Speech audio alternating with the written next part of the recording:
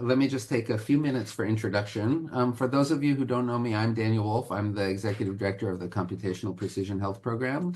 And this CPH seminar series is really highlighting, much like our program itself, highlighting research that is joining the power of AI and computer science with clinical practice or public health practice. We are delighted to have Madhumita Sushil with us today.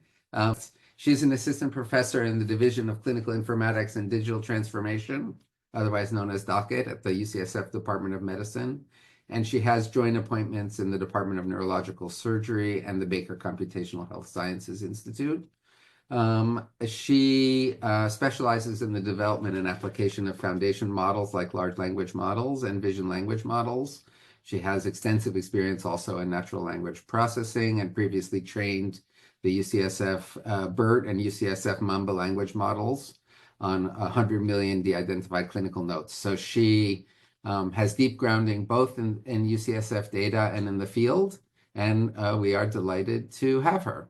So Madhumita, please, the floor is yours.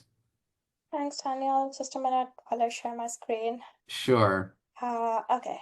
We see your screen fine. Hi everyone. I am sorry that I changed my title last minute, but as I sat down to prepare my slides, I have done a lot of work in actually developing foundation models on UCSF data, many different types of foundation models with, of course, UCSF BERT and UCSF Mamba that Daniel mentioned before, and also a lot of ongoing work on vision and language models using some of the UCSF data for CT abdomen. But while I was like trying to prepare that, I realized that the biggest challenge for me has been actually evaluating what we develop here, not actually training the models. And this is something that has come up in every single project I have wanted to do, every single time I have wanted to do so, and something I've honestly spent most of my postdoc at UCSF trying to figure out how to do. So a lot of my, actually, I sort of focused my talk today on how to curate benchmarks to enable clinical evaluation of these foundation models, whether these are publicly available foundation models or foundation models that we develop, before trying to integrate them into clinical workflows and clinical settings to see their efficacy. I'm going to talk a lot about my experience doing this, but I'm also happy to answer questions and chat about other things that are tangential because I do not have results related to specifically foundation models here, but I'm very happy to talk separately about what my experience has been doing this before. 1 second. So this is like the general motivation for why we want to actually use clinical data with foundation models. And the fact is that the real world data that we routinely record in EHR systems at UCSF, they provide very valuable evidence to support a lot of different kinds of decision making, regulatory decision making being one of it. And if we see, there has been a recent draft guidance document from the FDA where they actually highlight the need to use EHR data and medical claims data to support these kind of regulatory decision making. However, when actually trying to do this, the use of real world data remains really challenging. Because one, a lot of times these data are not recorded for actually doing the task that we are doing it for. They are usually recorded for billing purposes, for documentation purposes, which is very different from what we need it for. On top of it, the data itself is very highly complex because they are very large and temporal in nature. Every time a patient visits a hospital, there is an entry made about everything that happens during their hospital visit, which creates very longitudinal structure of the data. And then it is really challenging to try and link all different types of data that are generated. So it could be text data, it could be structured data like lab test results that are taken over time, it could be imaging like radiology exams and other sources that come in. And just trying to manage all different types of modality remains challenging. And even within that, we have like unstructured data sources, especially sources like text, which have been traditionally very challenging to utilize and phenotype from those text sources. So a lot of my work previously has involved around phenotyping from text data sources, and I'm going to talk about some of the reasons we want to do it, but also why it is challenging. So this is a few years old study by now, but there was a study that showed that only about 1 to 2% of all electronic health record-based observational research actually use natural language processing.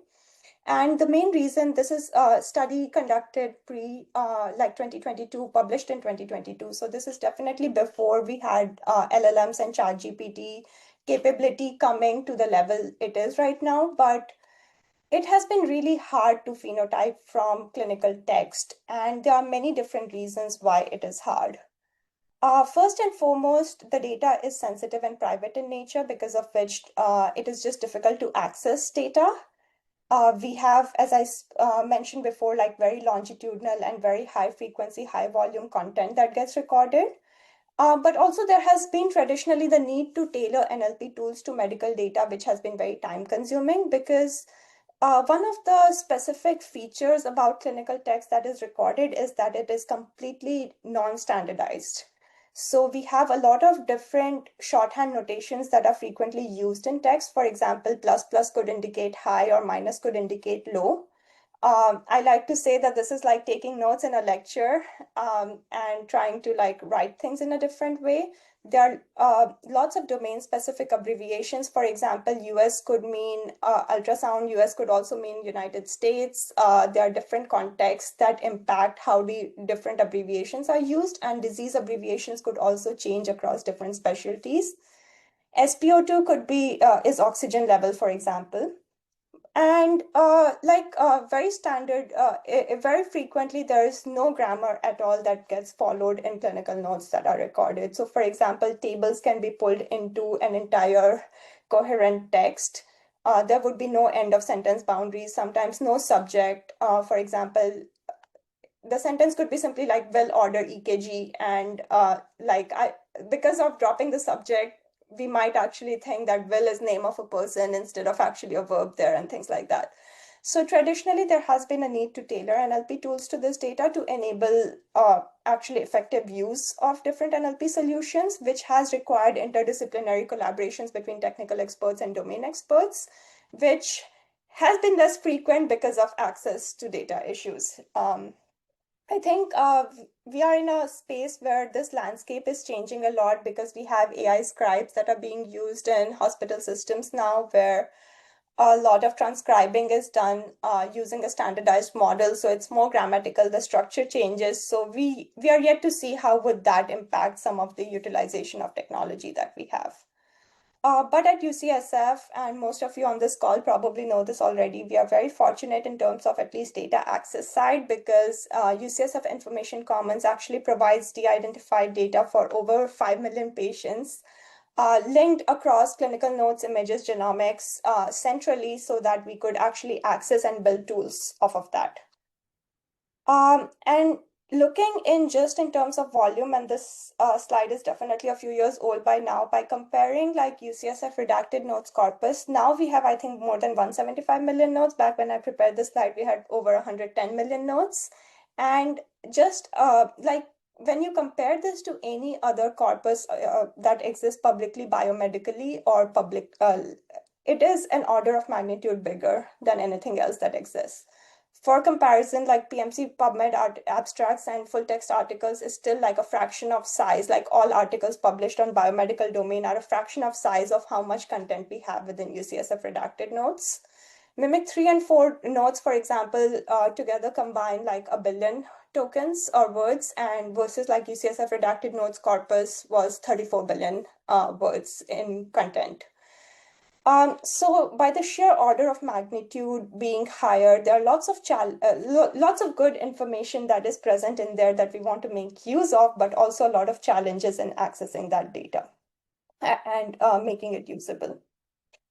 In terms of distribution, we have a very wide distribution where imaging nodes, we have over 20 million imaging nodes. We have close to 20 million progress nodes and over 10 million telephone encounters. And then it keeps, there's a long tail, including a lot of different kind of content like pathology data. We have emergency visit data, we have lab test reports and other kinds of information. These are also like distributed very evenly across different specialties. We do record a lot of inpatient nursing notes with over 5 million clinical notes coming from nursing, but also like, again, radiology is a pretty high volume specialty here with over 4 million notes from radiology, and then followed by gynec, and of course, GI medicine also close to 5 million. When we look at these notes, this is what I mean, what is in there. Here's a sample clinical note from actual UCSF data, de-identified with filter, from an oncology patient with breast cancer who was seen at UCSF. What we see is the notes are usually really detailed, where we have in the beginning a section which would describe typical history for that patient. For example, in this case, it describes that the patient has metastatic ER negative and HER2 negative, which is like a specific subtype of breast cancer. The patient is currently on a medication regimen combination of nab-paclitaxel and pembrolizumab, and then it goes on to describe different kinds of situations and things. For example, the patient has clinical or radiological evidence of progression, so the disease has progressed, and there is a treatment that is needed to be prescribed to the patient. If we move further down, we have other details. For example, the patient also has history of Lynch syndrome, which has led to early stage colon cancer and endometrial cancer, as well as newly diagnosed metastatic breast cancer to liver and nodes. So as you can probably already realize, these like the level of detail that we can find from information and clinical notes is pretty unique in that we won't have such specific information usually present in structured data or in other data sources, and utilizing this in an effective way can help us really get to a lot that we need to do within clinical settings. If we move down, we also have details of social history, for example, like marital status, but also smoking history, down to the level of detail whether the patient smokes or vapes, or how much do they smoke, whether they have any family history of any associated comorbidities that can affect their outcomes. And then in the end, we would usually have an assessment and plan section, which would describe the plan for next steps for the patient. Now, to enable this data, we have a lot of data at UCSF, but what we do not have at UCSF is annotated data sets that we could directly take and benchmark our NLP or other kinds of models and then know how well they perform on this data. So unfortunately, for any clinical research studies, we have to do anything that we want to evaluate, we need label data for that. And this has been like a very big challenge to navigate, and this is something I'm going to talk about now. So a lot of clinical studies that we see are happening with LLMs currently. How they would curate these, how is a typical workflow is that they would start with some kind of curated clinical data, usually in collaboration with clinicals, which people would run through an LLM.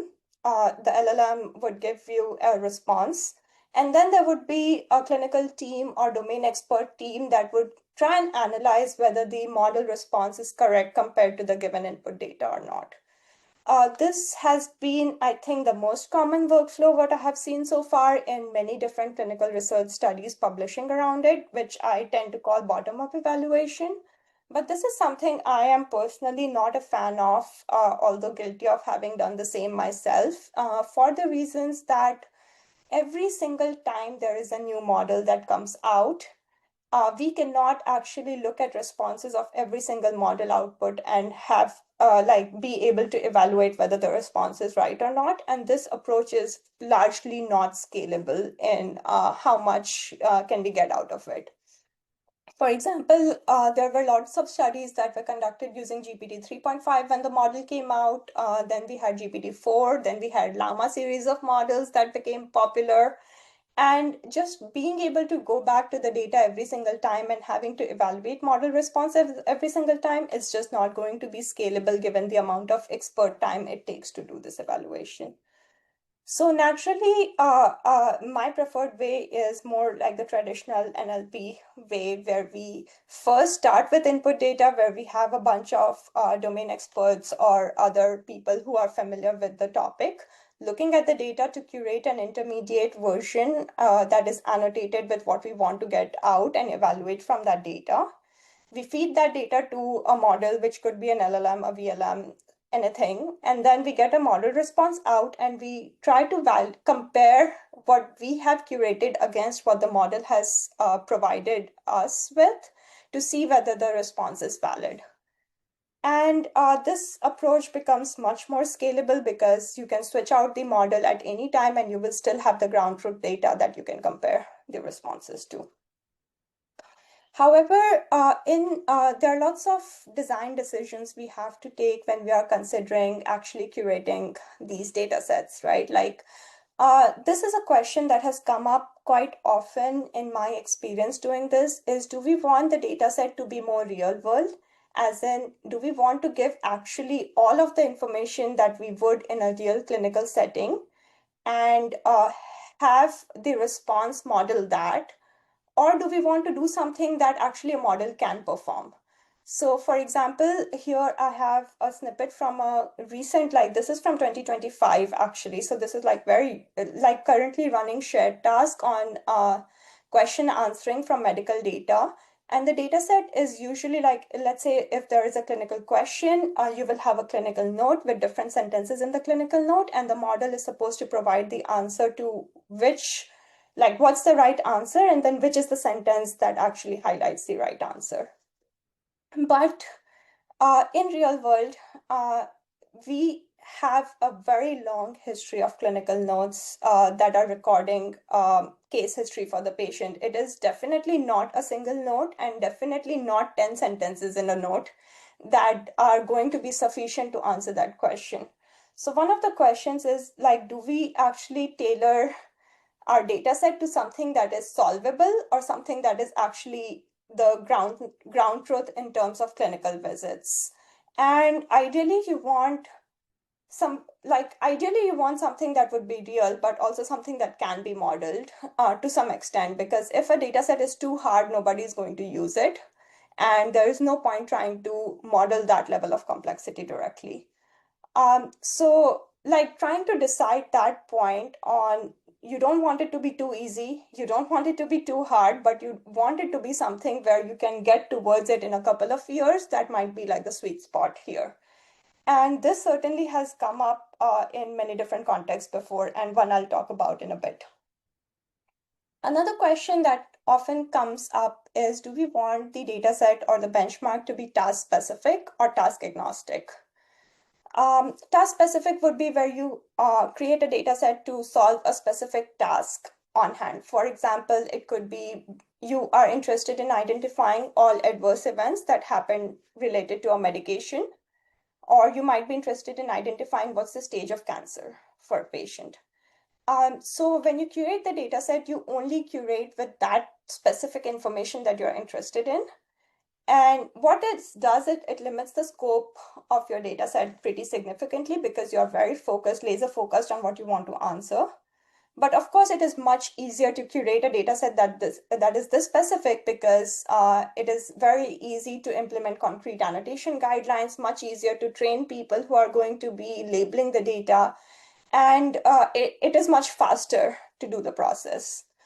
The bottleneck and the challenge here is that if for some reason we develop a new model in the future that has the capability to solve that task pretty effectively, that data set has the risk of losing utility pretty quickly over the long horizon because the task becomes a solved problem now. One example of something we did here at UCSF was exactly one of the tasks that I mentioned, which is trying to identify a serious adverse event because of a biologic for IBD. So serious was defined as anything that led to hospitalization because of a biologic prescription. This was a very laser focused, task specific, annotated data set that we curated. And some of the questions that we actually battled a lot back and forth with is what I mentioned before. How real world do we want it to be? Because in reality, a visit from 5 months ago could have been the visit where we prescribed a medication. And it's the current visit where the patient shows up with some side effect, like maybe they were admitted to the hospital right now because of something that was prescribed 5 months ago and they have been taking for 5 months. But our data might not mention the name of the medicine directly for that medicine that was prescribed 5 months ago. So if we limit our relations to only like one visit information, we are likely going to miss the cases that happened like 5 visits ago. If we do not, the task becomes really hard because model cannot actually process content from like this was work that we did quite a long time ago. So at that time, definitely models could not process like 200K tokens at a time to figure this out. So going back and forth on this, we eventually decided to model it in a way that it was doable, limiting to a single visit and trying to annotate what was the medication that happens before the hospitalization event happened and what was the reason for that hospitalization event, and using those relations to infer whether the adverse event was caused because of the medication that the patient was on before. But a lot of design choices that went in there. Another thing that we did, and I have put it under task specific, although it is sort of task specific, not entirely, is looking at breast cancer pathology nodes. How this project started is pretty interesting because I wanted to be able to model when a patient might have recurrence, like the timeline for recurrence and the site of recurrence. Now, to be able to model that, you need to first be able to get to early stage patients in your database. And there was no way for us to identify early stage patients directly because there was no structured data entry for stage. Now we have a table, but even that table is populated maybe for like 2% of the patients. So if you really want to identify all patients in the database that have early stage, you need to look at pathology nodes and or clinical nodes to identify what stage of cancer is there. So we decided to look at pathology nodes, and a lot of what you'll see here, like ER, PR, HER2, these are biomarkers for that cancer. And like grade is the extent of spread and things like that. And all of these factors are the factors that are used by the like NCCN team to actually determine the grade, the stage of cancer for breast cancer. So we started to look at pathology notes and highlight the evidence and highlight the category of information. And we created a guideline around very consciously, there are going to be multiple samples of tumor that are taken for every pathology test almost. And in multiple samples of tumor, you are going to have different grades, you are going to have different biomarker response, you're going to have different sites, and you're going to have different status of whether it is benign disease, whether it is malignant, etc. Again, this is a design choice. We have to make a decision on which sample are we looking at. Are we looking at all samples? Are we looking at the worst sample of all? How to actually translate what happens in the clinic to creating an annotated data set. And on our end, we decided to basically mark the worst sample because the clinical sense there is that the patient is always going to be treated based on whatever is the most aggressive or invasive tumor that they have. So let's say they have a benign sample in there, but there is one sample in that is pretty aggressive, the patient is still going to be treated like the aggressive tumor. So our case informed designing the data set like this, but I could totally imagine instead of this, we might have been interested in all possible samples of tumor that was analyzed, and then it would be important to actually highlight every single sample separately. So a lot of thought that goes into trying to come up with a benchmark that becomes clinically usable, and then evaluation and validation on this data set that we curate would inform how much can we actually translate the resulting model into clinical workflow in the future. The second part of this is task agnostic benchmark, where we maybe are interested in modeling a very broad scope. So, for example, trying to annotate everything of interest from a single clinical node or a data point. And this is way harder to do because it's much harder to define the right annotation guidelines. It's really hard to model it in an annotation framework and basically set it up in a way that it works while having a very high inter-annotator agreement. But the advantage of doing something like this is that it can be repurposed much more easily and it stays relevant in the future when models evolve. So we certainly took on this task to curate a breast and pancreatic cancer data set that was very heavily annotated. And I like to say with everything of interest in oncology, and I'm going to talk about how we actually got to this point. So this is an example, like it's 2 sentences or 3 sentences from a clinical note, similar to what I showed before. And everything that is highlighted is everything that we annotated in that data set. So if you look at it, it contains the site of cancer, which is breast. The literality of that site was right. How was that cancer diagnosed is using a procedure called fine needle aspiration, where the intent of that procedure was diagnosis. Where was that procedure performed was exactly at like the 10 o'clock position of the breast. And when was it performed is on 17 September 2016. The procedure found adenocarcinoma, which is the histology of cancer. The cancer had the biomarker ER of type negative. It had the biomarker PR of value negative, HER2 of value negative. And because of this cancer, the patient was prescribed or was offered a breast conserving surgery. So again, that's a procedure that is annotated here, but the patient refused the breast conserving surgery, so that's negated.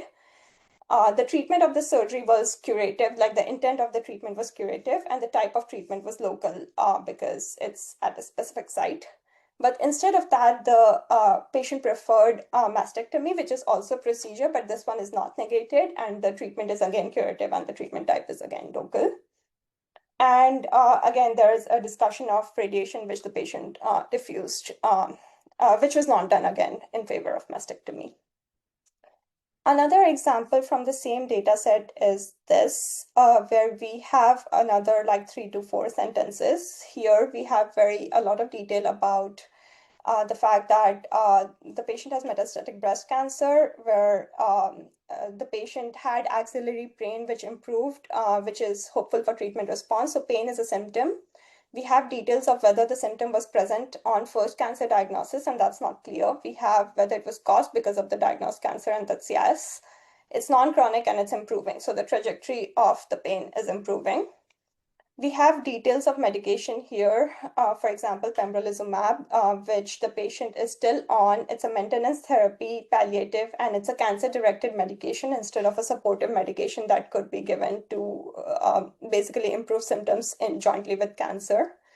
We have all relations, for example, including details of inclusion criteria and exclusion criteria for a given treatment. So, for example, the patient was taken off of Xarelto because of port placement, which is a procedure. So we have details level down to that and everything captured in here. So the question is, what does it take to curate a task agnostic benchmark like this? Because I personally think it was the hardest thing probably that I have done here. In terms of statistics, we had a total of nearly 60 concepts or entities. We have 23 attributes and 26 relations in the data model that we curated. And that covered almost 9,000 entities, almost 10,000 attributes, and nearly 5,000 relationships in only 20 breast cancer and 20 pancreatic cancer nodes. So in just 40 nodes, we annotated close to 9,000 concepts and 5,000 relations. Of these, 1,200 were temporal relations, which are relations indicating date, time of an event. 566 were findings from a test of procedure, and 232 were annotations of adverse events, whether they were discussed hypothetically or adverse events that happened for the patient. And in terms of time, the actual time that it took to do the annotations were 254 expert hours, and again, only for 40 notes.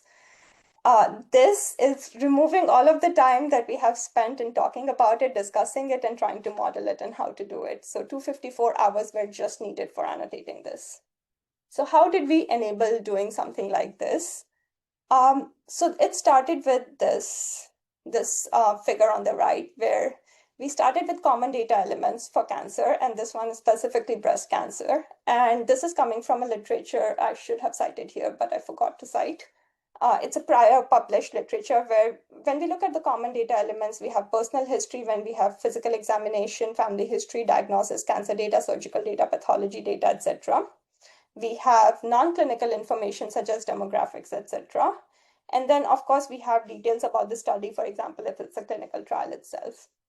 So the question was, cancer is so diverse and clinical notes in the extent of information dimension are so diverse, is how can we capture something so diverse and into an annotation framework that can encompass everything of interest like this, while still balancing for being able to annotate that in terms of time and effort complexity. So we actually came across this research, and I'm a huge fan of this paper. It is from Dr. Kirk Roberts' team in UT Houston, where they proposed something called frame semantics, which is a very old natural language processing concepts for grouping different kinds of concepts into hierarchical buckets of information that can be then related across buckets. So they had a pilot study where they tried to model cancer diagnosis, cancer therapeutics, and tumor description into different entities within text. And they had defined it as a hierarchical system where within cancer diagnosis, you have descriptions of family history, you had histology, you had location, patient, quantity, and status. Within therapeutics, again, you had like other details of therapeutic procedures and so on. So we based our data model on something like this, and we tried to curate a data model that would capture basically everything of interest in oncology. Yeah, the good thing about having a data model like this is you can actually translate it to BRAT, which is a very popular NLP annotation software, and you can like model all the entities within frames and the relations between entities like this. So that's what we did. What we came up with is something like this, where we had basically different frames for different kinds of information. So we had patient characteristics, which would include details about their personal characteristics, like social determinants of health factors, but we also had like symptoms, clinical and conditions and allergy, etc. We have details of tumor characteristic in green here, where we had all information related to tumor, for example, histology, stage of tumor, TNM, grade, size, etc. We had procedures, we had treatments, we had tests, like all kinds of tests that could be done, the location in terms of site literality, as well as details about the disease state, like whether it's a remission, whether it's disease progression, hospice. And then for each of these, we actually defined different attributes, so which are properties of the entities. So for example, whether it's negated or not, who's the experiencer of this? Like, for example, if there is a cancer diagnosis, is it about the patient? Is it about the family? If there's a symptom, like we added a property to say, is it because of diagnosis of a cancer? If it's symptom, again, for example, we added the trajectory of the symptom. We added whether the medication was finished or discontinued early or something else like, and then we added information about cancer episode. Is it like a recurrence tumor? Is it a new tumor, etc., and so on and so forth. We also added a lot of different relations that you saw on the previous slide before about like whether something was conducted because patient presented with a problem, whether it was discontinued because of a problem, etc. And eventually what we got is what we had seen here. Basically something that was able to model almost every other word that has been mentioned in text to a level of detail that anyone, like we could literally identify an entire tumor history and patient's clinical history based off of the annotations that we have done here. So it was really challenging to do these annotations for the reason that it was extremely, extremely comprehensive. I think this is a distribution of the information that we had. We had over 1,000 symptoms in there. We had over like 400, nearly 450 radiology pathology result in there. We have discussions of more than 350 procedures and so on and so forth. And there's a very long tail of all the information we managed to capture. In terms of temporal relations, we had over 750 relations just about date and time of an event happening, as well as like a lot of relations related to all different kinds of things. So what we learned in the process is that a usable UI was very, very important for doing this, because whenever the annotators were sitting down to actually mark something, one thing that helped us a lot is that we used BRAD. So whenever you would select a span, it would give you all possible entities within your view. So you didn't have to remember everything that was possible to annotate. You just had to see which one of those you wanted to annotate. You could click on it, and then that would also give you all possible attributes for that. So you didn't have to remember that much information. You just had to do it. Another thing that we found useful was that I created like a very comprehensive annotation guidelines to do it, like maybe like 20 pages or something. But of course, because it was 20 pages, annotators were not always adhering to it because they did not remember what was written in those guidelines. So it was more like a reference guideline rather than something that they would actively remember. There were a lot of rounds that we had to iterate over doing this, because we are, as like humans, are very prone to making mistakes, whether it's domain experts, whether it's someone new. But it was really hard to get to a level of inter-annotator agreement, which we eventually got to 80%, but it was really hard to get to that point initially. Like, we needed a lot of iterations to get there. So I think in my thought, it would be really nice to pair LLMs with humans so that we can identify or just review the cases where there is a disagreement to see whether that disagreement might be a mistake or it might be actually a real disagreement. And the last thing that I learned the hard way was that it was better to probably hire dedicated personnel for doing curating benchmarks rather than doing like part-time in addition to all other responsibilities we have, because it is much easier to do a complex task like this when people are in the zone and in the flow of doing something. Like, it was much easier to set aside 3 hours of time to do this rather than doing it in half an hour chunks over a day, especially for a complex task like this. And I think that got our accuracy much higher. So that's also something I can say would be useful in the future to think about. But then I think one of the things when we have curated a benchmark like this is evaluation metrics is still challenging. So currently the standard in the field is, let's say we have a very big annotated data set and we have a model output. We use one of the NLP metrics to compare whether, let's say, the LLM output matches the annotated data or not.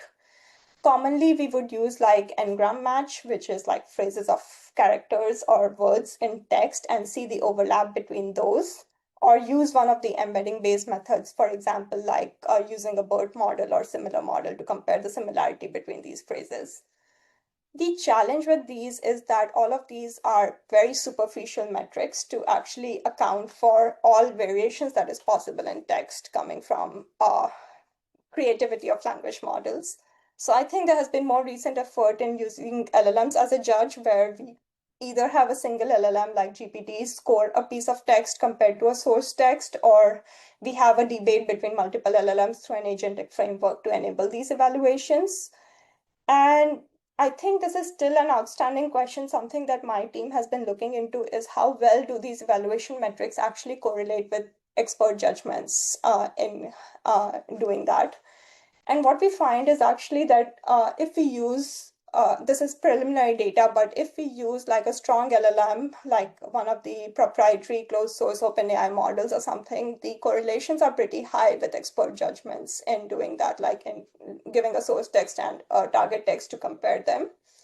But if we use a weaker LLM, and quite often these are open source LLMs currently, the performance and the correlation does go down. So which LLMs we are using to do the evaluation actually makes a big difference. In general, using a strong LLM, the correlation is still higher than using one of the lexical evaluation metrics that have been traditionally very popular in the NLP world. This is, I have like 2 more slides, but this is like something that we have been doing currently. And I think my biggest pet peeve has been naturally like it takes a long time to curate a data set. So long sometimes that you do not get to the research question you were asking. And then this becomes like a completely offshoot side project that becomes like a full main project. So we want to speed up data curation. And I think LLMs have at least come to the point where they have become much better at curating extraction-based labels. So this is an example where there was a patient's case that was presented at a tumor board, and we wanted to understand whether the case is presented at tumor board, and if it was presented, what was the actual tumor board recommendation. In a traditional scenario, we would have to have someone go through the entire chart and extract this by themselves before, like this is feeding into something like, can we model tumor board decisions using patient data? What we find is that using a model like GPT-4o, I reviewed, like we did this at scale for all brain tumor patients at UCSF, and the model was able to extract very precisely the actual recommendation from the tumor board, because it's a relatively simple task for models this powerful currently. So from my review, I got almost 100% accuracy on the set that I have evaluated doing this. So I think I really like this way of using LLMs, is like to curate a data set that we can actually use to build and validate foundation models that are not directly doing what the LLM is doing. Another example of using LLMs to curate data set, and this is so we are interested in like using developing a visual question answering system to answer questions related to pancreatic disease from CT abdomen scans. Now, there are no question answering data sets that address CT scan abdomen images currently. So we looked at radiology reports, and then we gave a lot of different questions that were of interest to radiologists to the LLM to try and answer that question from the corresponding radiology report. So for example, if there's evidence of fluid collection around the pancreas, and then the model could look at the radiology report and answer there are significant changes in the distal section which suggest fluid collection. So by using models to curate data sets like this has enabled us to train model that takes input, model that encodes a CT scan, provides the question, is there evidence of fluid, and then can answer yes or no based on just the image without looking at the radiology report. So, okay, is there a question?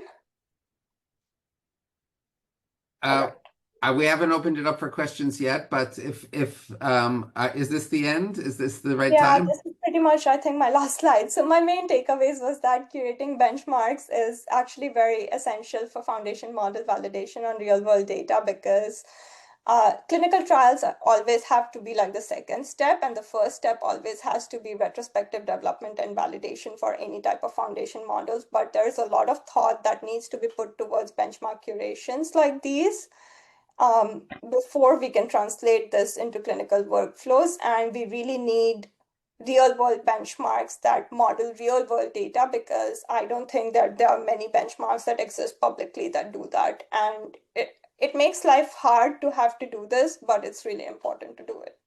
So that's my main takeaway. And that's my long list of acknowledgements and slides here. Excellent, thank you. So we do have some time for questions. I encourage people to unmute themselves and ask directly. Or you can put something in the chat if you prefer, or if you're in a place where unmuting is difficult. I do see a number of students on the call, and I will say I see a number of people who have recently passed their qualifying exams, etc. So congrats if you are among those. I see people who are preparing for their dissertation defense next week, etc. But maybe we'll start with any student questions if anyone has one. And yeah, please, if you do have one, the floor is open. And in the meanwhile, maybe I will ask one just to get started. So I understood that the process, like very interesting presentation about the process, and also very aware that, say, 18 hours a note is an incredibly burdensome time commitment for annotation of the kind you describe. I wonder if you could talk a little bit about sort of clinical application, or like getting to the results. Like what are the kinds of questions that you think these methods would be most suited to solve? So specifically, the data set that we curated, we had two interests. One is that I think for every question that I could think of asking with UCSF data needs getting to patient cohorts accurately, like whether it is like stage of cancer, as I mentioned, it could be biomarkers, it could be which treatments have the patients been on, how long have they of been treatment, and things like that. And there is no way absolutely to do that from structured data right now. So I think the biggest motivation for us to do it was to benchmark the capability of different models and even being able to get to chart reviews automatically. I think it's very mundane, but unfortunately, it's like the basis of everything else that is much cooler to some extent. So that was like the pressing need to do this. I think something that has come up a lot in discussions with clinical team here at UCSF has been their desire to see like a full timeline of events that happen for a patient when they come up for a new visit. So every time they come in, there is such long histories that looking at all the charts themselves to try and keep and track of everything that happens is really challenging. So I think this has allowed us to benchmark that summary like oncologic history entirely, like in terms of timeline. And what we find is that actually models are really good at just even out of the box extracting those timelines. So not perfect, but I think getting better every day at doing that. So creating timelines and getting these chart reviews done automatically for me, that was why we did what we did here specifically. But it has enabled other kinds of questions. So, for example, with the FDA, it comes up quite often to do adverse event detection. So, when drugs are being used in the real world, and those are usually documented in these charts. And with this, we have enabled to get to that. We have been able to get to what was the clinical trial enrollment, what was the adverse event on the trial, if the patient refused a trial, why did they refuse the trial, but also to the social determinants of health data, like sometimes like the barrier is really non-clinical, and we have been able to get to all of that information in doing something this comprehensive. Got you. Thank you. A question in the chat. Hailey, I don't know if you want to unmute yourself and ask the question, or if you would, I can also read it out if you prefer. Yeah, I can. Yeah, thank you so much for your comprehensive presentation. And I'm a PhD student in epidemiology and highly interested in study population. So although like clinical node per se is structured, broadly structured, but there should be some selections of the semantic construct described in the clinical nodes. So if I wonder if you have, as a like provider who can generate this data, so I wonder if you have any like guidelines or suggestions or advice regarding those researchers who will analyze data in terms of like the study population of the available combination of the available data would differ according to the extracted available data in the EHR system. So it's a little bit different directions. But I really appreciate your presentation. But as for those who will analyze the data, researchers, what is there any recommendations or suggestions you might have? So caveat, I'm not a clinical person, so I am also a researcher analyzing this data. But I think there are two parts of the question. One is like, can we standardize the way we document clinical notes to enable its utility for downstream research? And I think the second part is how to use the information that we extract from these notes for other kinds of things. Yeah, since they are not required data and they're kind of optional things that like clinical notes are generated by like there's no structure, there's no required item. Yeah, so yeah. Yeah, so I think I'm really excited to see what do ambient scribes like how do they change the documentation in terms of standardizing, because I think a lot right now is very dependent on clinical time that goes into documenting this and different styles of different clinicians. Like across pancreatic cancer and breast cancer, we have seen like completely different documentation styles where breast cancer notes are much longer, usually pancreatic cancer notes are much shorter, much more shorthand, just because of provider differences. So I think I am certainly very excited about standardizing things a bit more using AI tools that are being implemented currently. But I also fear that's going to change the semantics in the content. So that's something I would be excited to study in the future. But like the way we express actually sometimes is like indicating urgency in a specific content, and then that can change. Like even while having the content accurate, the semantics can change. So I think that remains to be seen in the future. But in terms of like utilizing this information for future research studies, we did have a study on social determinants of health data where we used an NLP model to extract social determinants of health factors from text, including employment status and other things. And then we tried to correlate that with clinical outcomes of in terms of patient mortality or hospitalization events. And the purpose of that study was not so much clinical as much as methodological there, where we wanted to see like if we extract something from text, does it change the associations that we get compared to using gold standard data from structured data? Like basically that was the setup to see. And what we found is actually there were meaningful differences in the correlations that we obtained statistically in a clinical study when we were using an NLP model versus not using an NLP model to do, like using gold standard versus NLP model. So the error propagation in information extraction pipeline can affect downstream associations. But that being said, I think sometimes just because we do not have access to that variable at all, having access to variable on a large data set, I think one of the things that we have to remember is if we do something manually, we could maybe get the variables out for 1,000 examples versus if we do it automatically, we could get it out for 100K patients. So the noise that you introduce is somewhat mitigated sometimes by the population size that you can analyze because you're extracting this information automatically. And that enables us to do more than it could have been done through a manual process itself. So I have certainly seen that in the previous study that I mentioned with SDOH.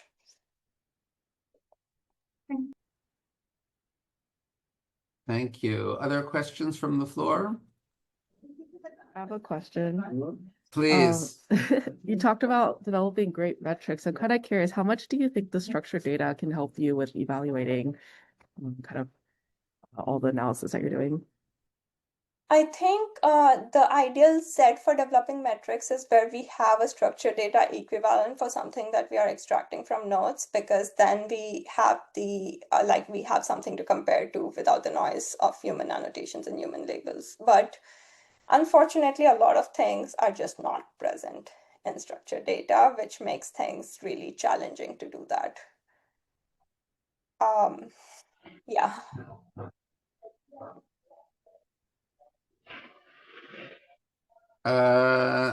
Samuel, I'm not sure if you have a question or are just unmuted. We see you, but I think maybe Samuel is just, yeah, we're just picking up his ambient noise. Any other questions from the floor?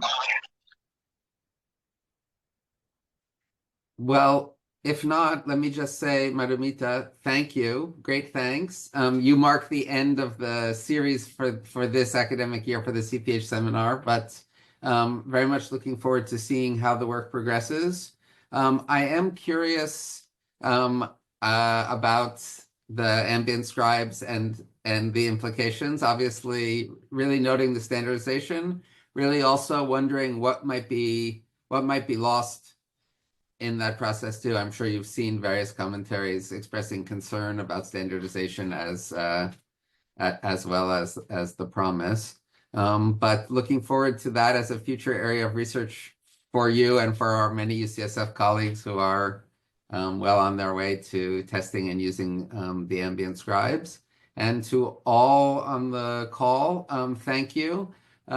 We may or may not post this on our channel, depending on how Madhumita prefers. But in any event, hope you'll continue to join us for these seminars, and wishing everyone a good end of semester.